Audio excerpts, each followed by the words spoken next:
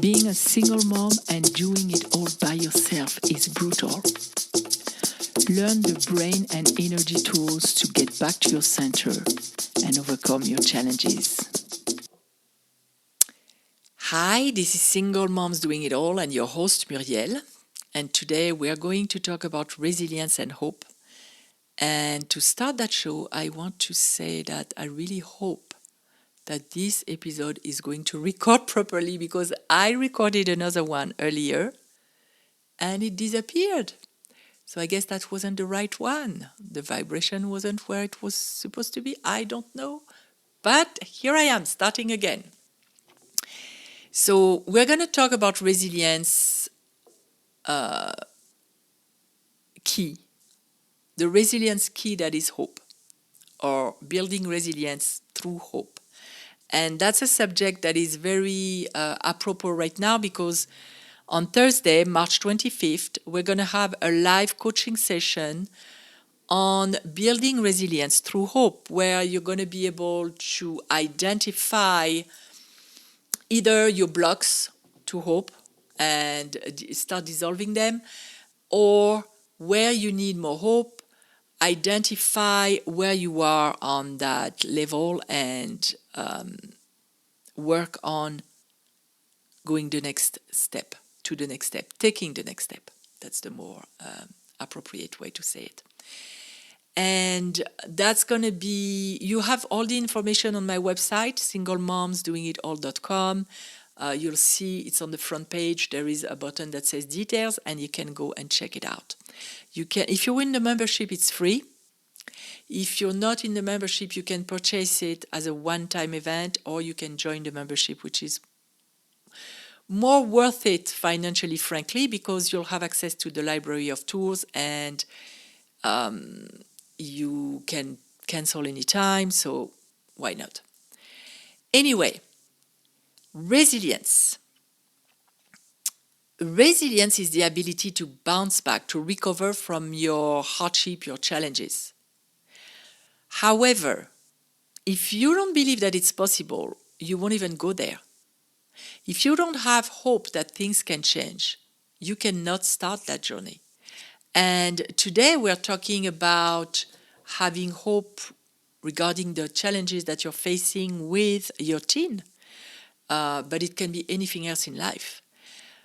Regarding your teen, you can use that, let's say now we have school online.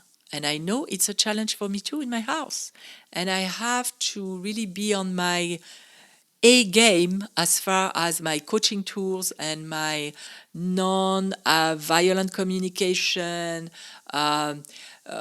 awareness of thought, awareness of emotions, awareness of perception even, all the time. Because that's something that I can be triggered really, really easily with. And my son, who's still in school, is triggered already because he's stressed out, because it's a lot. And if you have a sensitive kid like I do, it's even worse. So you need to be equipped to deal with that at your best, so you can create the best result in a way that feels so much better. Now, if we're talking about kids who are struggling with more serious stuff like, all that drinking, smoking, drugs and all that, you also need to be on your A game. And frankly, for having gone through everything I went through in my house and have to deal with self-harming, a suicidal attempt, etc., I know that the same thing that when you have a flood, you cannot help anybody if you don't have the boat, the helicopter, etc., etc. Otherwise, you're going to go down in the water with them. So that is essential to start having hope that things can change. And why is it essential? So both on a brain and energy level. On the brain level, we have something in our brain that acts like a matchmaker between our inner world and the reality we see out there, the outer world. Because frankly, we see what we believe. We see and a belief is nothing more than a thought that is practiced over and over and over, and then it becomes imprinted. So that part of our brain called the reticular activating system, which manages our awake state, is in charge of bringing coherence between your inner world, so all the thoughts and things that are relevant to you, whether it is consciously or unconsciously, and that's key to say that because sometimes we don't know. And the outside world. It will match what you believe and think and is a model for you in your inner world with what you see and notice and hear.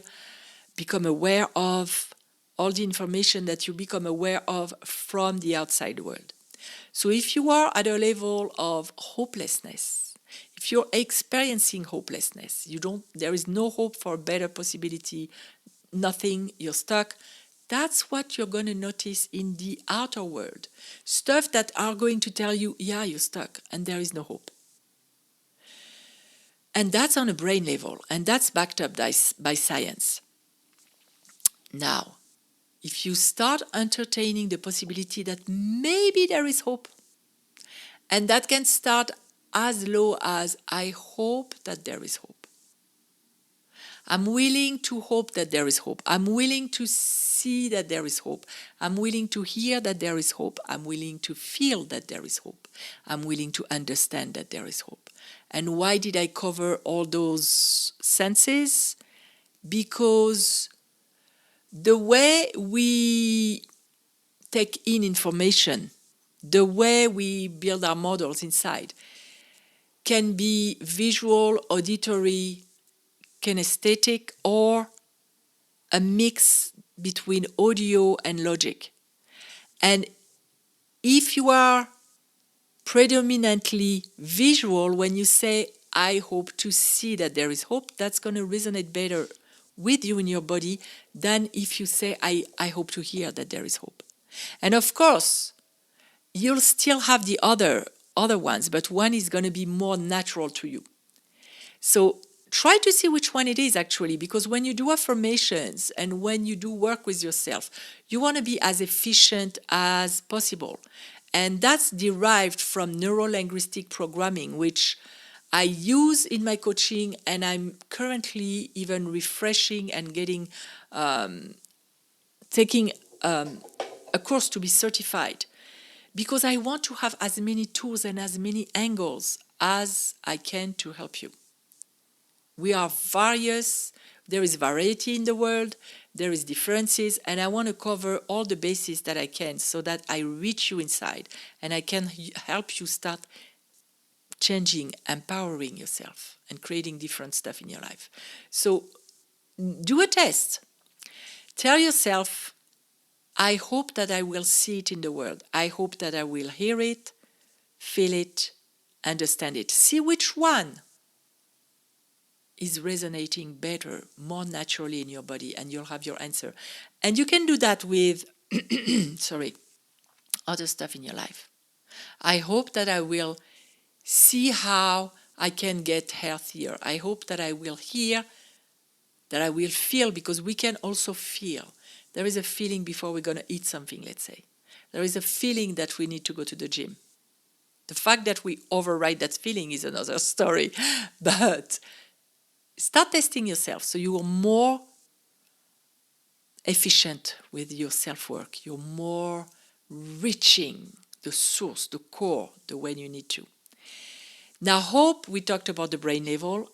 On an energy level, if you listen to this podcast, you know I describe the energy like an elevator. If you knew, you're going to learn it. So the level at which you vibrate is the floor at which you stop.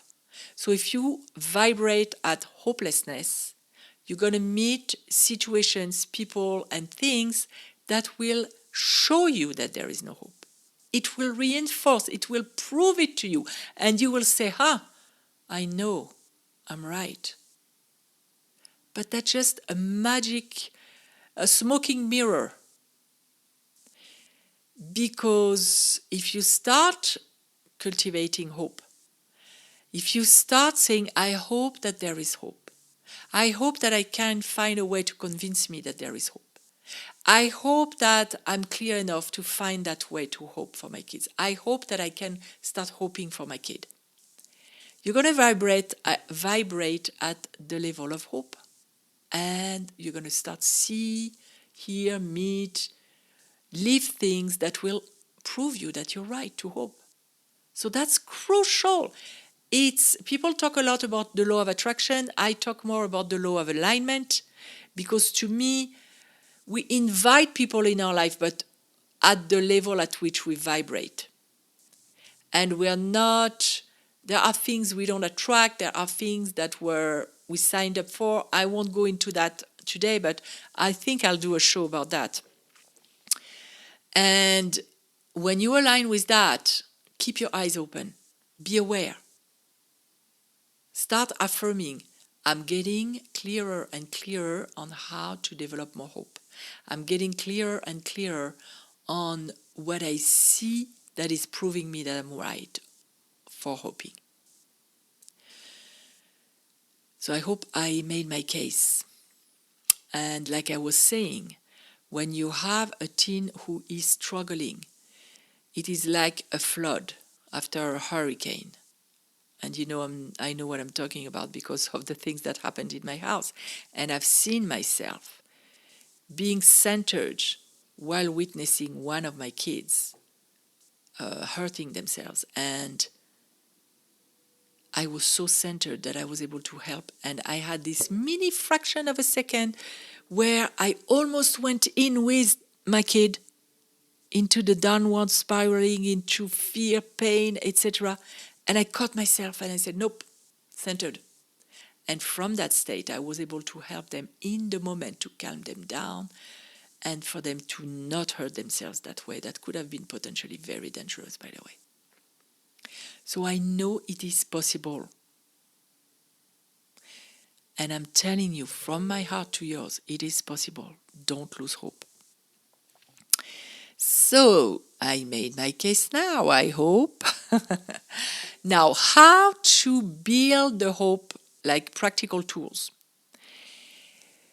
When you watch your kid do stuff, you will be able to see that there are areas in their life where all is not going wrong. Like, even if it's something that is you would think that it's insignificant, but it's not really, as playing video games. I was watching my son playing yesterday, and I was amazed by the dexterity and the eye-hand coordination that, frankly, I don't have, because I tried to play Minecraft with him, and I suck. Oh my God, that was such a disaster. I panicked. I literally was in an anxiety attack. I didn't understand what was what, where I was supposed to go, how I was supposed to go, what was coming at me. And to be fully transparent, he didn't put me on the beginning level. So that also needs to be said. But oh my God. So when I see the level of mastery that he has in his games, I am admiring him. So even if it's only that, maybe you see them being resourceful in their games. Maybe you see them being creative. Maybe you see them, like I said, having an amazing hand-eye coordination. Maybe you see them learning stuff, because maybe, and those games I don't like as much, the games where there is violence. But there are studies that say that it makes them more violent, and there are studies that say the opposite, that it helps them let go of it. I personally believe that if you do it too much, you get desensitized to violence, but that's just me. And in anything that they do, maybe they cook well. I have a daughter who was talking about maybe starting a catering business yesterday, my middle one, because she cooks well. Because she has people who love what she cooks, and she has friends who ask for it, so why not? Creative. and maybe they have a really fast understanding of stuff. What strengths, traits, attributes do you see in them that tell you that you can hope that they have what it takes? They just need a right environment, the right nurturing, the right maybe professional around you. Maybe you're going to need to go see a professional if there is a serious risk of danger. What do you see that tells you that they have what it takes? Because frankly, they're human beings. We are resourceful, we are resilient, and we are spiritual beings. We are connected, we are powerful. So start noticing that in them, so it gives you hope, and emphasize that in them. When there was a suicide attempt in my house, what the doctor told me is that he was lost. And so I made it my job to remind my kid that they were kind, they were a good person, they were intelligent, they were beautiful in and out, they were loved. To bring all the elements to their identity so they can find themselves back. And when you start noticing that to give you hope, then also emphasize that in them. Positive reinforcement works so much better than anything else. So that's how, on a practical level, when you observe your teen. Now, on your side, get inspired. I just interviewed a guy, and I think that episode will come in 2 parts because, oh my God, phew, what he went through. And it started with trouble in 3rd grade. Divorced mom, very difficult circumstances. If only he had had a mom that was equipped, and I'm not blaming anybody, it's so hard, especially back then, especially when there were some incidents with teachers that were totally abusive, where now they would have had a lawsuit on their bottom. So when I see that, I understand that our impact is so important. So important, even if we don't perceive it this way, even if we think we don't do enough, you do. You're already doing. And if you can go back to your center and become even more inspired, even if your kid, this guy was taking meth, he was on addiction for many, many years, and now he's mentoring others. So get inspired. Listen to inspiring stories. My last week episode in the podcast is about someone who had a near-death experience at 15 when he drank too much and he took pills to have fun with his friends and he almost died. That was a turning point. Get inspired. Today he's a firefighter and he's a coach, a mental health coach for firefighters. No matter what your situation is, if your kid is alive, there is hope. But that depends on you. That is on you to cultivate that hope so you can have resilience as a mom, so you can help them have to recover or get over their challenges, overcome them. And the last thing I want to mention is, as a tool to build hope, is journaling with prompts. I do that a lot with my clients, my one-on-one clients, and it has amazing results. So let me explain to you how you do it.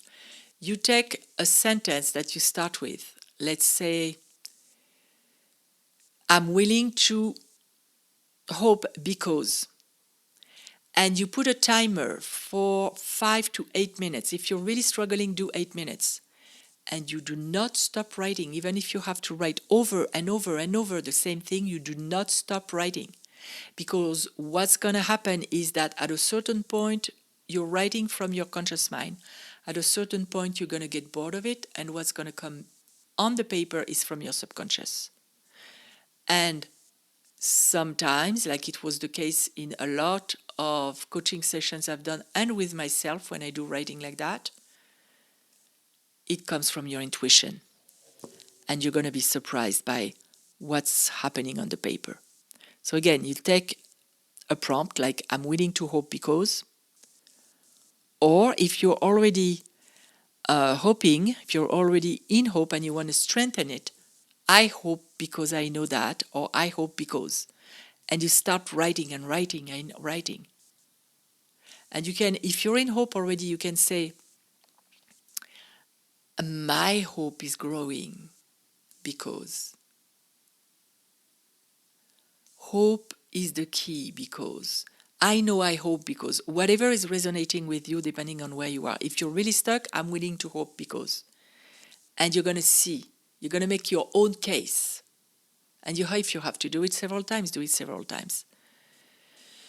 If you need help, please do not just listen, but do, because listening won't change anything. You have to do it. You can do what we talked about today. You can come in my Facebook group, Single Moms Doing It All. We do tapping sessions there. We did a tapping session on stress last Friday. We even talked about the stress of feeling judged about the way you're parenting. If you're really struggling, attend the live coaching session this Thursday, because you'll have the opportunity to have direct access to me, to ask questions. And if you are willing to, you can volunteer to be coached and we can tap on your issue. If you're more private, you can just tap with us, because there is something in tapping, EFT, Emotional Freedom Technique, that is called the borrowing benefit, which when you tap while you're watching somebody else tap and you tap on your problem consciously, you still get the benefit of it if you're in the session. And you can ask questions. By the way, if you don't know what tapping is, you can reach out to me.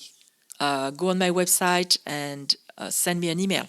I have an introduction to tapping video on my YouTube channel.